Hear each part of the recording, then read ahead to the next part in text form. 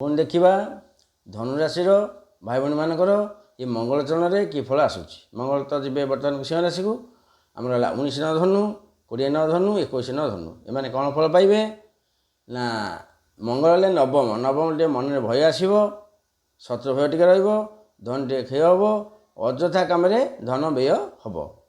ଦୃଷ୍ଟି ଫଳ ଅଲଗା। ଚତୁର୍ଥ ଦୃଷ୍ଟି ଦ୍ୱାଦଶ ସ୍ଥାନ ବିଷା ରାଶିକୁ ବ୍ୟୟ ଅଧିକ କରିବେ। ଗୁପ୍ତ ଶତ୍ରୁ ଉଜ୍ଜୀବିତ ହେବେ। କିଛି ଗୁପ୍ତ କଥା ପେଟରେ ରହିବ, ପଦାକୁ ବାହାରିବନି, ଗୁପ୍ତ କଥା ବାହାରିବନି। ସପ୍ତମ ଦୃଷ୍ଟି ତୃତୀୟ ସ୍ଥାନ ଶତ୍ରୁ କ୍ଷେତ୍ର କୁମ୍ଭ ରାଶିକୁ ସାନ ଭାଇ ବା ଶଳା, ସାନ ଭଉଣୀ ବିରୋଧ କିମ୍ବା ପୀଡ଼ିତ। ଅଷ୍ଟମ ଦୃଷ୍ଟି ଚତୁର୍ଥ ସ୍ଥାନ ଗୁରୁ କ୍ଷେତ୍ରକୁ ଗାଡ଼ି କିଣିବେ, ଜାଗା କିଣିବେ, କି ଆମର ଶୁଭକର୍ମ ଗୋଟେ ଆସୁଛି ୟାକୁ କରିବେ। ମଧ୍ୟମ ପଦ ପାଇବେ, ବହୁତ ଶୁଭ ରହିବ।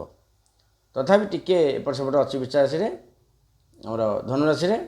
ଧନୁରାଶିର ଭାଇ ଭଉଣୀମାନେ କ'ଣ କରିବେ ନା ମହାଦେବଙ୍କ ପାଖରେ ପ୍ରତି ମଙ୍ଗଳବାର ଦିନ ଆମର ଗୁଆଘିଅରେ ଗୋଟେ ଦୀପ ବସାଇଦେବେ, ମଙ୍ଗଳ ନାଁରେ ବସାଇଦେବେ, ବହୁତ ଶୁଭଫଳ ପାଇବେ। ଦେଖିବା ପରବର୍ତ୍ତୀ ରାଶି।